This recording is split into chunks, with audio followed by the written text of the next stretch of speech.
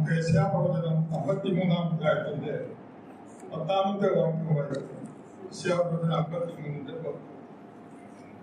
എന്നാൽ അവനെ തകർത്ത് കളയുവാൻ യഹോവയ്ക്ക് ഇഷ്ടം തോന്നി.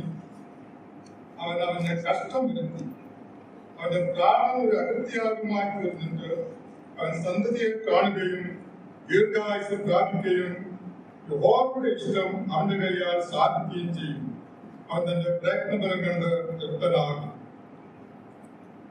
കഷ്ടമനുഭവിക്കുന്നതായ യഹോവയുടെ ദാസൻ അവന്റെ കഷ്ടാനുഭവങ്ങളെ പ്രവാചകൻ വിളിപ്പിച്ചു. അതിന്റെ 52-ാം അധ്യായത്തിന്റെ 12-ാം വാക്യത്തിൽ നമുക്ക് കാണാനായിട്ട് പ്രവാചകന്മാരുണ്ടായിരുന്നതായ ക്രിസ്തുവിൻ ആത്മാവ് കർത്താവിന്റെ ക്രിസ്തുവിൽ വരേണ്ടിയിരുന്നതായ കഷ്ടങ്ങളെയും പിന്തുടരുന്ന മഹിമയെയും കുറിച്ച് മുൻകൂട്ടി സ്ഥാപിച്ചു. ഈ കഷ്ടങ്ങളൊക്കെ അനുഭവിച്ചതിന്റെ അനന്തരഫലം എന്താണെന്നുള്ളതാണ് നാം ഇവിടെ 10-ാമത്തെ വാക്യത്തിൽ വായിക്കുന്നത്.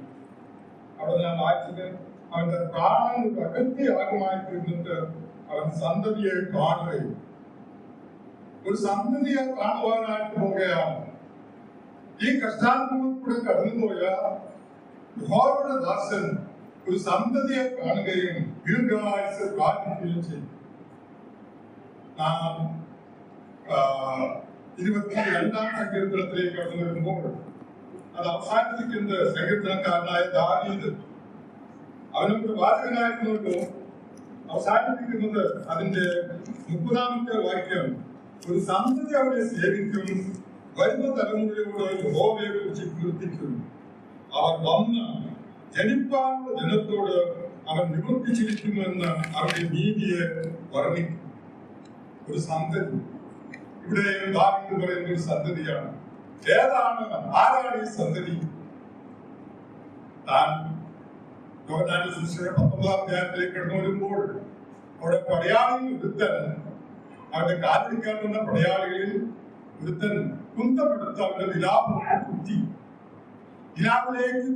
അങ്ങനെ തന്നെയാണ് ഇംഗ്ലീഷ് ബൈബിൾ കാണുന്നത്. അവന്റെ വിലാപിലേക്ക് കുത്തി. രക്തവും വെള്ളവും പുറപ്പെട്ടു.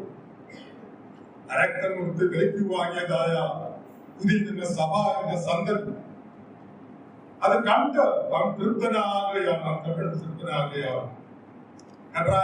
നമ്മൾ വായിക്കുന്നത് അതെ, ആ സന്തതിയെ കണ്ട് അവൻ തൃപ്തനാകുന്നു.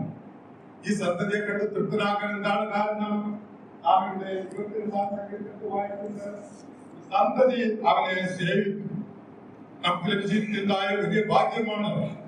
1-ാം ലേഖനത്തിൽ വായിക്കുന്നു, ജീവനുള്ള സത്യദൈവത്തെ അറിയുവാൻ, സേവിക്കുവാൻ, അവൻ മരിച്ചവരിൽ ഉയർത്തെഴുന്നേൽപ്പിച്ച പുത്രനും വരുവാനുള്ള ലോകത്തിൽ നിന്ന് വിളിക്കുന്ന യേശു സ്വർഗത്തിൽ നിന്ന് വരുന്നത് കാത്തിരിപ്പാൻ ഈ സന്ധ്യയായ നമുക്ക് ഭാഗ്യം ലഭിച്ചൊരു ഓർത്ത് നമുക്ക് ദൈവത്തെ സ്തുതിക്കാവുന്ന ബോധ്യകരേറ്റുവാൻ.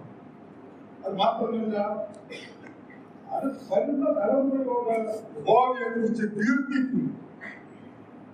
ഈ തലമുറ, ഈ സന്തതി വരുന്ന തലമുറയോട് യഹോവയെ കുറിച്ച് കീർത്തിക്കുകയാണ്. അതിനാണ് നാം ഇവിടെ കൂടി വന്നിരിക്കുന്നത്. ആര് പറയുന്നു? അവൻ വന്ന ജനിപ്പാനുള്ള ജനത്തോട് അവൻ നിവർത്തിച്ചിരിക്കുന്നു എന്ന് അവന്റെ നീതിയെ വർണ്ണിക്കും.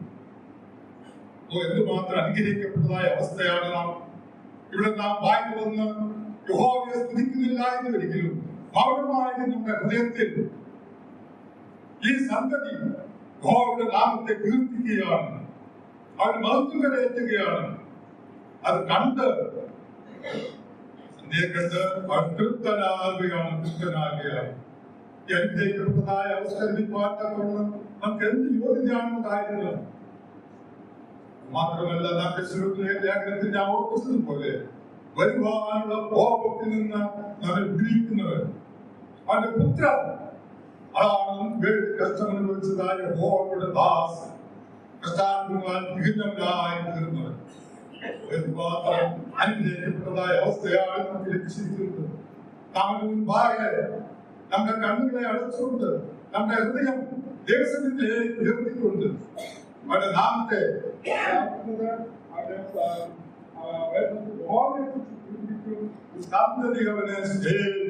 സന്തതി അവനെ ചെയ്യും.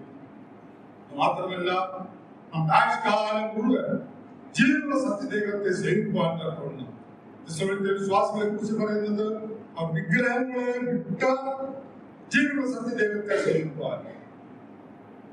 നാം ചില വിഗ്രഹങ്ങളെ സേവിച്ചവരായിരുന്നു. എന്തെല്ലാം തരത്തിലുള്ളതായ വിഗ്രഹങ്ങളാണ് നമ്മുടെ ജീവിതത്തിൽ ഉണ്ടായിരുന്നത്. അവർക്ക് വിട്ടുകൊണ്ട് സത്യദൈവത്തെ സേവിക്കുവാൻ തക്കവണ്ണം ഈ സന്ദർഭത്തിൽ ലഭിച്ചതായ ഭാഗ്യം, നമുക്ക് ലഭിച്ചതായ ഭാഗ്യം എന്തുമാത്രം അനുഗ്രഹിക്കപ്പെട്ട നോക്കുകൊണ്ട് നമുക്ക് ദൈവത്തെ സ്തുതിക്കാം. അവൻ ഒന്നിട്ട് കൂടെ സ്തോത്രം പ്രവർത്തിക്കാം. അവരുടെ ദൈവനാമം പുറത്തപ്പെടുന്നതാണ്.